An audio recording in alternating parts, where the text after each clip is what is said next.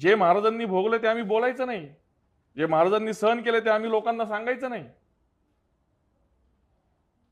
सांगितलं पाहिजे काय महाराजांनी सहन केलं ते आता ना. आणि हे सांगायचं नाही, हे तुम्ही आमचा आवाज दाबणार. कारण की मग इथला सगळा समाज हा या इस्लामिक जिहाद विरुद्ध लढायला उभा राहील ना. ते नकोय त्यांना, म्हणून मग ह्याच्यावर बोलायचं नाही, ह्याच्यावर काय भाष्य करायचं नाही. ही तुमची लोकशाहीची मूल्य आहेत का? हे तुमचं अभिव्यक्ती स्वातंत्र्य आम्ही बोलायचं नाही?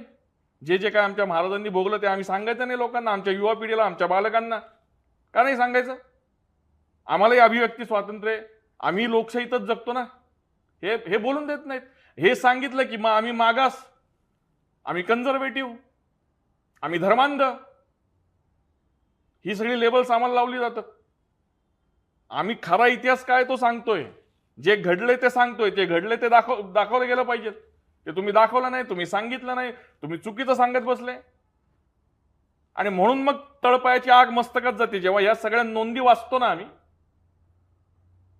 त्याच्यानंतर मग तुम्ही जे चुकीचं सांगता, सगळं तुम्ही सगळा विषय डायव्हर्ट करता आणि एक प्रकारे तुम्ही या जिहाद्यांना मदत करता हे सगळं करून. आणि तुम्ही स्वतःला व्याख्याते समजता, तुम्ही इतिहासकार समजता, तुम्ही बुद्धिजीवी समजता स्वतःला. लाजा वाटून घेतल्या पाहिजे यांनी.